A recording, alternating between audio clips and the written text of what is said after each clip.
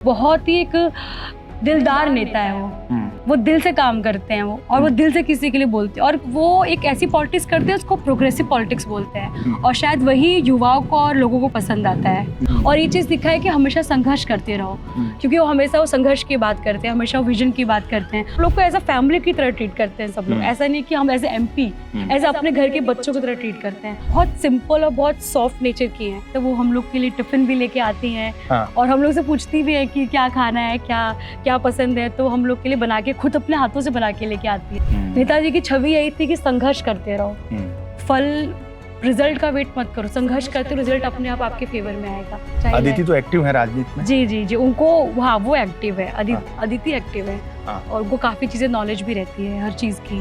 वो लड़ झगड़ के हम हमारे लिए टाइम निकाल के लेके आते हैं, स्पीकर से बात करके।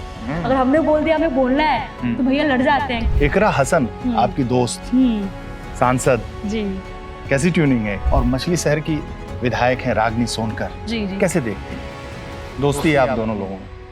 जी अखिलेश जी को कैसे देख रही? सर से तो बहुत इमोशनल अटैचमेंट हम सभी को, मेरे पूरे परिवार को। एक बहुत क्लियर विजन है उनका युवाओं को लेके, महिलाओं को लेके, और जो पीढ़ी परिवार को लेके है। तो वो एक ऐसी पॉलिटिक्स करते हैं उसको प्रोग्रेसिव पॉलिटिक्स बोलते हैं, और शायद वही युवाओं को और लोगों को पसंद आता है। जी तो मतलब कैसे वो पार्लियामेंट में आपसे मिलते हैं जी, तो क्या बातें होती हैं? वो बहुत नेचुरल व्यक्ति है, मतलब अगर इतने बड़े परिवार से भी होके इतने साधारण तरीके से रहना, और मैम भी इतने सिंपल तरीके से रहती है, और उनके बच्चे भी इतने सिंपल तरीके से रहते हैं, तो अच्छा लगता है और सीखने को मिलता है कि आप इतने बड़े पद पर चली जाए, लेकिन आपके जो नेचर है और जो आपका बात करने का तरीका है, जो आप परिवार में रहते हैं और कैसे लोगों से मिलते हैं, कैसे पब्लिक डीलिंग करते हैं, वो चीज़ें सीखने को मिलती है। और मुझे लगता है वही उनको खास बनाता है, वही उनको अलग बनाता है, जो इतने सिंपल तरीके से रहते हैं। पार्लियामेंट में क्या सीखा आपने उनसे? पार्लियामेंट में बहुत कुछ सीखा है मैंने। जब भी वैसे कुछ भी मुझे लगता है कि हाँ कोई भी टॉपिक पे बोलना है, और कई बार मैं बहुत सी चीज़ें, मुझे किसी चीज़ को लेके स्ट्रेस होता है, तो मुझे सर को देख के लगता है कि क्योंकि मैं तो एक क्षेत्र की हूँ, वो तो पूरे यूपी देख रहे हैं, तो एक जिससे से काम और पीस और कंपोज होकर चीज़ों को करना, हैंडल कैसे करते वो उनसे सीखा है मैंने। और कैसे अपने जो हमारे क्षेत्र में, जैसे जो पीडीए परिवार के हो गए, कोई इशू हो जाए कैसे इसको टैकल करना, और ये चीज़ सीखा है कि हमेशा संघर्ष करते रहो, क्योंकि वो हमेशा वो संघर्ष की बात करते हैं, हमेशा विजन की बात करते हैं, हमेशा युवाओं को लेकर बात। अभी हम लोग प्रोटेस्ट में गए थे, तो वो मैं इसलिए कि सर का विजन वही है और हमारा विजन वही है, तो इसलिए हम लोग प्रोटेस्ट में गए थे। तो जो सर है उनकी बात मैं ये कहूँगी कि बहुत ही एक दिलदार नेता है वो दिल से काम करते हैं वो, और वो दिल से किसी के लिए बोलते हैं, और किसी के लिए कभी नेगेटिव नहीं बोलना, हमेशा पॉजिटिव रहना, तो ये चीज़ को खास बनाती है। जी दिलदार नेता है जी, बिल्कुल। सिखाते रहते हैं कुछ? बिल्कुल हम यंगस्टर्स को तो अच्छा लगता है कि हमारे यंग लीडर है, एक लीडर है जो यंग लीडर है, जो प्रोग्रेसिव की बात करते हैं, तो बहुत कुछ सीखने को मिलता है, और मैम से बहुत कुछ सीखने को मिलता है, और एक संस्कार जो होते हैं। मैंने देखा ना कि वो जब प्रोटेस्ट हो रहा था पार्लियामेंट स्ट्रीट थाने पे, तो वो बैरिकेडिंग कूद जाना, जी वो एकदम ये उन्हीं की पहचान है, यंग लोग की। और जो उनकी पार्टी है, इस बार देखेंगे हम लोग यंगेस्ट लोग भी इतने सारे लोग हैं, क्योंकि उनका विजन ही वही है। उनकी बात सुन के हवा भी चलने लगी। आइए इधर, क्योंकि सर की बात ही अलग है। और जो तूफान है क्या वो? तूफान मेरे फादर का नाम है तूफानी। तूफानी सरोज जी। तो और मैं पार्लियामेंट में रहती, जब भी प्रोटेस्ट होता है कुछ भी, सर हम लोग को हमेशा आगे करते हैं कि अरे आगे लाओ बच्चों लोग को, तो वो हम लोग को ऐसे एक फैमिली की तरह ट्रीट करते हैं कि हाँ नए बच्चे आए हैं, इनको सिखाओ, और लर्निंग स्टेज है हम लोग की, तो हमेशा हम लोग को सिखाने की बात करते हैं कि क्या कर चीज़ कैसे करना चाहिए। प्रोटेस्ट हमेशा हम लोग को आगे रखते हैं, हमेशा बोलने को मौका देते हैं हम लोग को, तो सब चीज़ें बहुत अच्छा लगता है। पार्लियामेंट में भी बोलने को मौका देते हैं जी पूरा। और एक और अच्छी बात लगती है ना कि हम लोग को एज अ फैमिली की तरह ट्रीट करते हैं सब लोग, ऐसा नहीं कि हम एज ए MP एज अपने घर के बच्चों की तरह ट्रीट करते हैं, तो वो चीज़ें अच्छी लगती हैं। बाकी नेता तो हर जगह होते हैं, लेकिन जिससे जुड़ाव होता है वो जुड़ाव वो महसूस अच्छा, एक घर जैसा माहौल लगता है। बिल्कुल वो मैम हम लोग के लिए लंच भी लेके आती हैं। डिम्पल जी के साथ आप लोग एकदम साए की तरह, एकदम हनुमान जैसे खड़ी रहती हैं, ऐसे पीछे डिम्पल जी आगे आगे, आप लोग पीछे पीछे, तो क्या डिम्पल जी का क्या रहता है? वो बहुत सिंपल, बहुत स्वीट है वो। हम लोग का जब पार्लियामेंट चलता है कभी कभी 12-1 बजे तक, वो हम लोग के लिए टिफिन भी लेके आती हैं, और हम लोग से पूछती भी है कि क्या खाना है, क्या पसंद है, तो हम लोग के लिए बना के खुद अपने हाथों से बना के लेके आती है कैंटीन में। तो हम लोग जब 2 बजता है, 2 बजे हम लोग कैंटीन में बैठते हैं, तो हम लोग मैम का टिफ़िन का ही वेट करते कि, और मैम को पता है कि हम लोग 2 बजे उनके टिफ़िन का वेट कर रहे हैं। हाँ। तो हम सबके लिए लेके आती हैं वो, और बहुत केयरिंग है। रात को एक दिन पार्लियामेंट चल रहा था, तो रात के 2 बजे वो हम लोग के लिए टिफ़िन मंगवाई थी। तो घर की तरह रखते हैं सब। अच्छा। तो पार्टी से हटके एक पर फैमिली इन्वायरमेंट मिलता है हम लोग को, तो अच्छा भी लगता है, और बहुत प्यार से हम लोग को रखते हैं। अच्छा, वो घर से खाना वाना बना के ले आती है? हाँ, लेके आती, खुद बना के भी लेके आती है। क्या पसंद करती हैं आप उनके हाथ का? उनके हाथ से वो आई थिंक वो केक या पुडिंग कुछ बना के लेके आई थी, मुझे बहुत पसंद आया था, मैंगो का। हाँ। वो लेके आई थी, तो मैंने कहा था कि मैम मुझे भी सीखना है, तो उनका मैं रेसिपी भेज दूंगी। हाँ। तो वो बहुत सिंपल खाना लेके आती है, वो अच्छा लगता है, क्योंकि हम लोग रोज कैंटीन खाना नहीं खा सकते, बहुत बोर हो जाते हैं। तो वो घर से लेके आती है, वेज ही लेके आती है, पर बहुत टेस्टी लेके आती है। जय मैम भी लेके आती है, तो हम लोग का एक वो पॉलिटिकल इन्वायरमेंट नहीं रहता है, एक ऐसा लगता है कि हाँ सब 2 महीने बाद मिलते हैं, तो एक साथ अच्छा लगता है, और सबसे बड़ी बात है सबके साथ बैठ के सीखने को मिलता है बहुत कुछ। जया बच्चन भी बहुत लाती है ना? हाँ, वो भी लेके आती है। हाँ। वो मिक्स करके हम लोग खाते हैं साथ में। हाँ। जिस दिन नहीं आता उस दिन हम लोग फोन भी करते हैं, आज क्या हुआ, टिफिन क्यों नहीं आया। हाँ। अच्छा, डिम्पल जी से क्या सीखा आपने कि राजनीति में आपसे सीनियर हैं, क्या वो कुछ सिखाती रहती हैं, कुछ बोलती रहती होंगी, कहती हूँ? मैंने उनसे एक ही चीज़ सीखी है कि वो बहुत बहुत पॉजिटिव रहती है, बहुत काम रहती हैं चीज़ों को लेके। जैसे मैं अभी क्योंकि मैं अभी यंग एज में हूँ, जैसे कुछ चीज़ों को लेके पैनिक होना और फिर टेंशन लेना, स्ट्रेस, तो मैंने उनसे सीखा है कि आप स्ट्रेस और पैनिक रह के कोई काम नहीं कर सकते।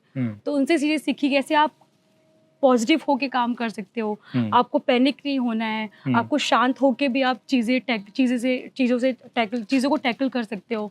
तो मैंने उनसे सीखा, वो बहुत सिंपल और बहुत सॉफ्ट नेचर की हैं। तो आप पॉलिटिक्स में आपको हमेशा एग्रेशन की जरूरत नहीं है, आप सॉफ्ट रह के भी और आप रिस्पेक्टफुली रह के भी पॉलिटिक्स में आप रह सकते हो, करियर बना सकते हो। तो वो चीज़ उनसे सीखने को मिला है, जिस तरह से वो रहती हैं, बात करती है, अपनी चीज़ों विचारधारा को रखती हैं। तो उनसे देखा कि हमेशा आपको पॉलिटिक्स में एग्रेसिव होने की जरूरत नहीं है, आप अच्छे से तरीके से बात रख के अपनी बात रख सकते हो। ये चीज़ उनको बहुत ही डिफरेंट बनाता है। बड़ा डिसेंट लेडी है वो। जी, वही चीज़ कह रही हूँ मैं। हर पुरुष करता रहता है कि आप बहुत अच्छे से केयर करती हैं, साड़ी कपड़े, मतलब बहुत एक डिसेंसी दिखती है। बहुत डिसेंट है मैम, और मुझे तो लग रहा है कि अभी 2 साल ही मुझे मिला है, और मैं उनसे तो बहुत कुछ सीखना चाहती हूँ कि इतने लॉन्ग टाइम में चीज़ों को कैसे हैंडल करती हैं आप, इतने अच्छे रिस्पेक्टफुली में, और इतने काम होके। जैसे हम लोग हैं, यंग हैं, जेनजी हैं, तो थोड़ा अग्रेशन भी चीज़ों में रहता है कि हमें करना है, बट मुझे लगता है बिना अग्रेशन के भी आप पॉलिटिक्स में आप रह सकते हो, अपनी बात रख सकते हो। वो चीज़ उनसे सीखती हूँ मैं।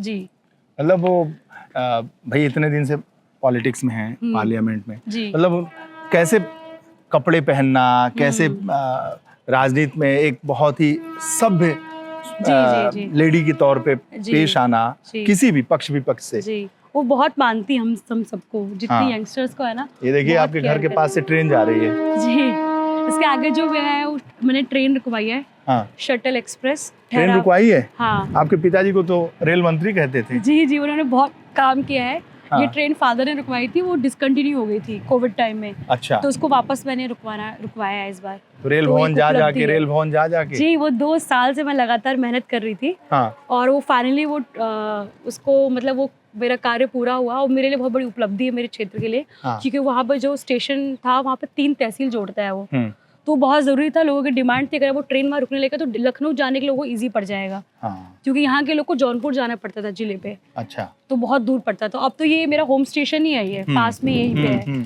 तो मेरे लिए बहुत बड़ी उपलब्धि विपक्ष में रह के काम करवाना। अच्छा, मुलायम सिंह यादव नेताजी, वो आपके पूरे परिवार में एक उनका माहौल, हर जगह तस्वीरें, पार्टी में आपके पिताजी को सांसद बनाना, एक मुंबई के लड़के को ले आकर लॉन्च करना। मुलायम सिंह के बारे में क्या बातें आपके मन में क्या रहती हैं? जैसे हर आइडियल के बारे में रहता है ना विचार। नेताजी एक ऐसे व्यक्ति थे जो हमेशा धरातल से जुड़े रहे, और हमेशा लोगों को बिजी रखते थे।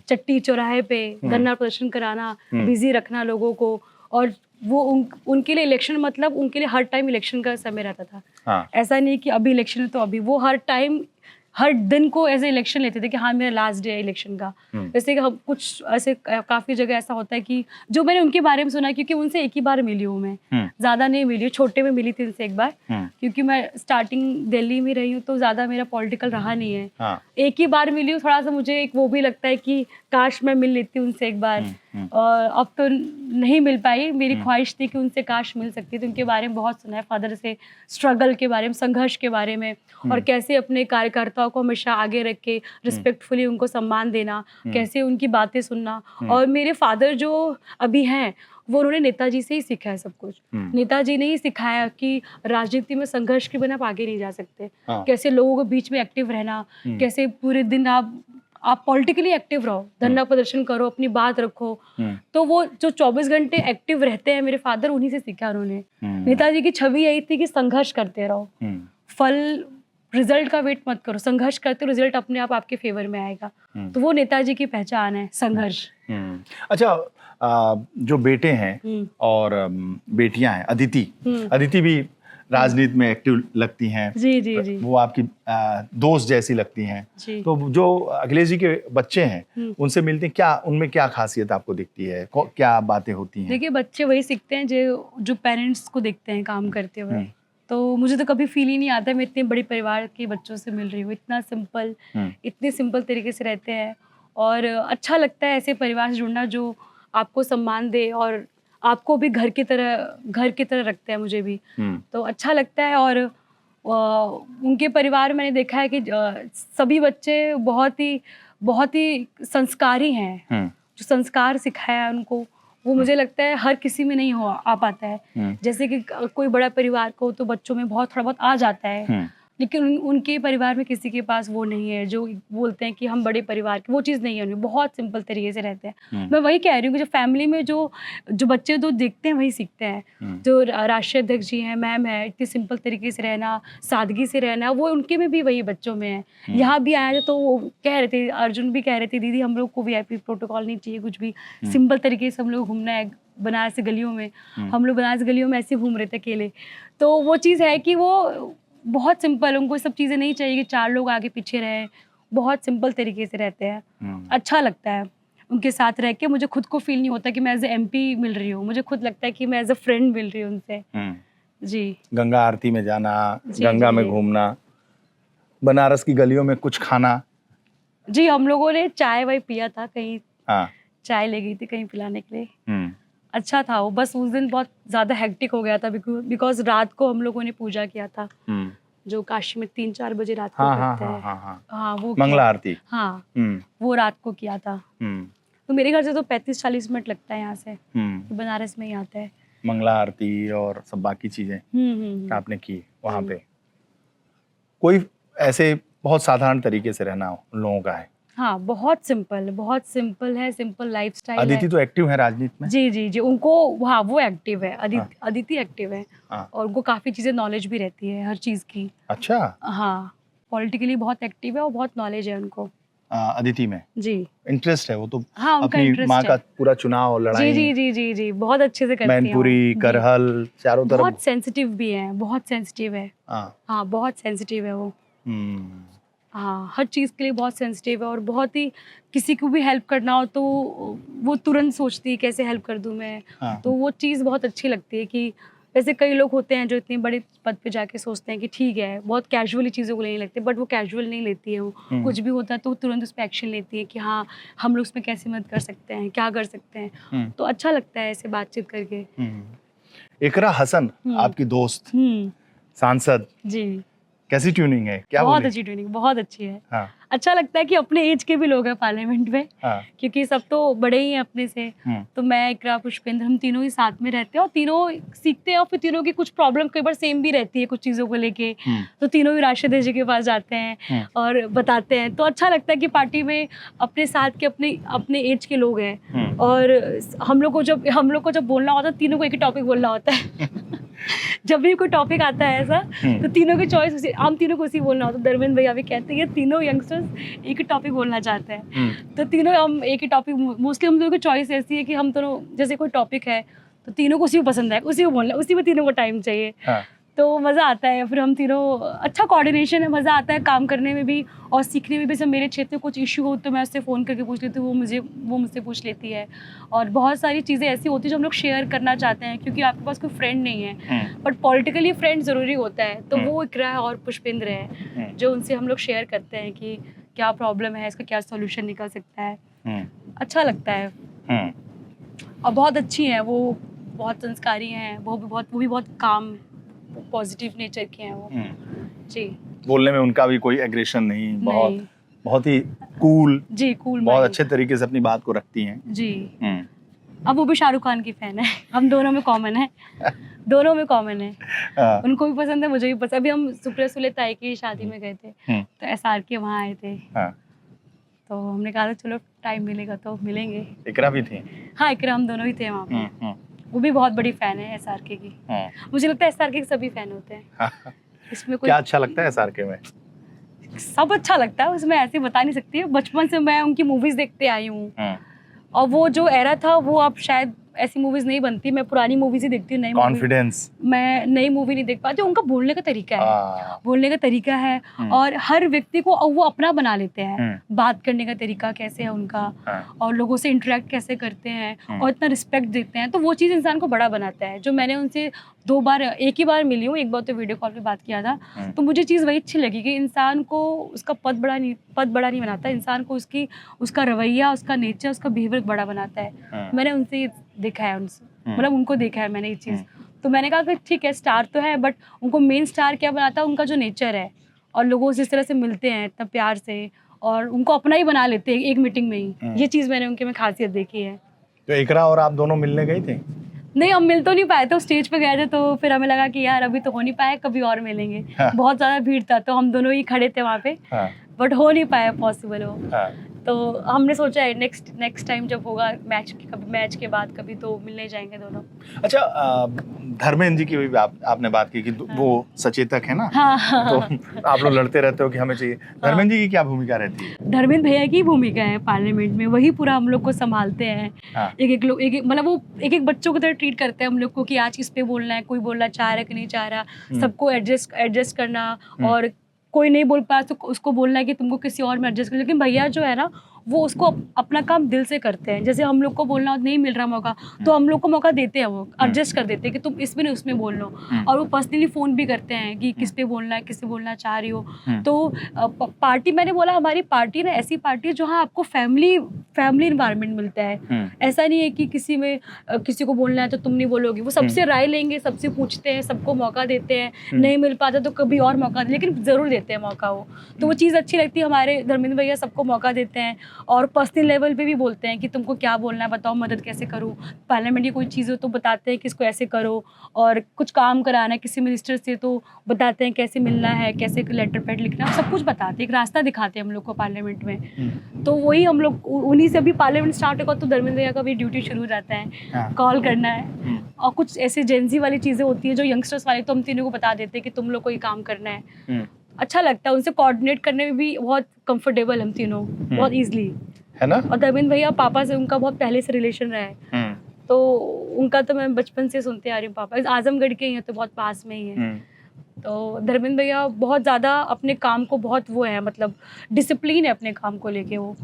तो बहुत अच्छे से काम कर रहे हैं और किसी को प्रॉब्लम भी नहीं होती कि मुझे मौका नहीं मिला बोलने का। जिस तरह से वो हैंडल करते हैं ना, हर व्यक्ति को मौका मिलता है, हर व्यक्ति को बोलने का मौका मिलता है और वो कभी प्रेशराइज नहीं करते कि आप छोड़ दो, आप इस टॉपिक मत बोलो। वो लड़ झगड़ के हम लोग हमारे लिए टाइम निकाल के लेके आते हैं स्पीकर से बात करके। अगर हमने बोल दिया हमें बोलना है तो भैया लड़ जाते हैं कि नहीं ऐसे कैसे नहीं मिलेगा मौका, मैं दिलवाऊंगा मौका बोलने के लिए। तो हम लोग के लिए वो टाइम निकाल देते हैं कैसे भी करके, ऐसे है। अच्छा, आप ही के एरा में आदित्य यादव शिवपाल जी के बेटे हैं, वो भी आप ही के एज ग्रुप के हैं और फर्स्ट टाइमर हैं। कैसे देखती हैं आप उनको? आदित्य भैया को आदित्य भैया से बहुत अच्छा है, वो भी फर्स्ट टाइमर है। और मैंने बताया ना, हम लोग को जो प्रॉब्लम सॉल्यूशन जो भी होता है हम लोग आपस में बात कर, आदित्य भैया से बातचीत होती है हम लोग की पार्लियामेंट में, और जो भी सारी बातें होती है हम लोग की कैंटीन में ही होती है बैठ के कि। और हाँ, आदित्य भैया भी हमेशा लाइन में रहते हैं हमारे साथ, कोई टॉपिक बोलना हो, लेकिन आदित्य भैया बड़े हैं तो हमेशा वो हमेशा पीछे हट जाते हैं कि हाँ ठीक है तुम तीनों बोल लो, मैं बाद में बोल लूंगा। तो बहुत कॉम्प्रोमाइजिंग नेचर है उनका, और बहुत अच्छा लगता है कि हम लोग को मौका देते हैं, प्रायोरिटी भी देते हैं कि ठीक है तुम लोग बोल लो, टाइम बचेगा तो मैं बोल लूंगा। तो उनका ये रोल रहता है हमेशा। वो कभी नहीं लड़ते और हमेशा हम लोग को तीनों को आगे रखते हैं कि ठीक है तुम लोग बोल लो, मैं किसी और को बोल लूंगा। तो बहुत कॉम्प्रोमाइजिंग नेचर, और हम लोग को वो भैया है तो हम लोग वैसे ही ट्रीट करते हैं कि मैं बड़ा उन लोग से। आदित्य, हाँ। आखिरी सवाल, आप मछली शहर की सांसद हैं और मछली शहर की विधायक हैं रागनी सोनकर, जी, कैसे देखती हैं? बहुत अच्छी नेता है और अच्छा बोलती हैं। हमारे जब 22 पे उनको टिकट मिला था तो पापा ने और पापा की पूरी टीम ने उनको मिलकर जिताया था। 10 दिन के, उनको 10 दिन पहले ही टिकट मिला था चुनाव के, तो पापा ने पूरा दिन रात एक करके उनको जिताया। हमारे घर पे भी आई थी, फोटो भी है मेरे पास, स्वागत किया था। पापा का बहुत सम्मान करती हैं और अच्छा लगता है, एक क्षेत्र से 2 महिलाएं निकली हैं और लोगों की मदद कर रही हैं, लोगों की हेल्प कर रही हैं, तो अच्छा लगता है। हमारे क्षेत्र से 2 महिलाएं हैं, मुझे बहुत खुशी होती है। आप लोकसभा में बोलती हैं, वो विधानसभा में बोलती हैं, अच्छा है। और उम्मीद है कि हम लोग, मेरी तो यही ख्वाहिश है कि मैं 5 विधानसभा जिता के भेजूँ, चाहे मछली शहर हो, किराकत हो, पिंडरा हो, जफराबाद, मढ़ियाऊ हो, और पूरा दिन रात एक करके 5 विधानसभा जिताना है। और मेरे उनसे ज़्यादा बातचीत वैसे इंटरेक्शन नहीं हो पाता है, बट ये है कि अच्छा लगता है जब हमारे मछली शहर से 2 महिलाओं का नाम जाता है और प्राउड महसूस होता है कि हमारे क्षेत्र के लोगों ने 2 महिलाओं को विश्वास रखा है, तो बहुत अच्छी बात है। तो अच्छा है उनसे। उनका जो परफॉर्मेंस है विधानसभा में कैसे देखती हैं? देखिए, मुझे तो 2 साल हुआ है आए हुए, मुझे लगता है मुझसे शायद 7-8 साल बड़ी हैं वो, तो मैं तो उनको दीदी ही बोलूँगी कि मेरे से बड़ी हैं काफ़ी वो। और मुझे तो अच्छा लगता है कि भाई अगर मेरे से कोई बड़ा तो उनसे कुछ सीखने को मिले। मैं उनके सामने तो छोटी उम्र में, और उनका विधानसभा का जो आप बोलेंगे रिपोर्ट कार्ड तो बहुत ही अच्छा है। लोगों के बीच में रहना, लोगों के बीच में जाना और लोगों को हेल्प करना। और खुशी इस बात की होती है जब मैं कहीं जाती हूँ तो लोग नाम लेते हैं हमारा, उनका, तो मैंने बोलती हूँ कि हमारी जनता इतनी अच्छी है, हमारी जनता पढ़ी लिखी है, हमारी जनता इतनी समझदार है कि महिलाओं विश्वास करी, महिलाओं को बैकवर्ड जो से आती है उनको आगे कर रही हैं, तो अच्छा लगता है सुन के। दोस्ती है आप दोनों लोगों में? दोस्ती पॉलिटिकल दोस्ती है, पॉलिटिकल रिलेशन है। पापा ने उनको जिताया था, 22 में मेहनत किया था दिन रात एक करके, और अभी भी ऐसा कुछ प्रॉब्लम नहीं हमारे बीच में, सब कुछ अच्छा है। आपने कभी मेरे मुंह से उनके बारे में कभी नहीं सुना होगा, ना मैंने कभी कुछ कहा है ऐसा।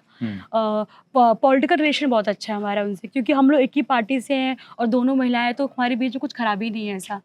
लेकिन वही आजकल लोकल लोग डाल देते हैं, बट मैंने आज तक कभी कुछ बोला नहीं इनको, न मैंने कभी डिसरिस्पेक्टफुल किया है। अच्छी नेता है और आगे बढ़े, मैं तो चाहती हूँ जीत के जाए यहाँ से, हमारी पार्टी और मजबूत हो।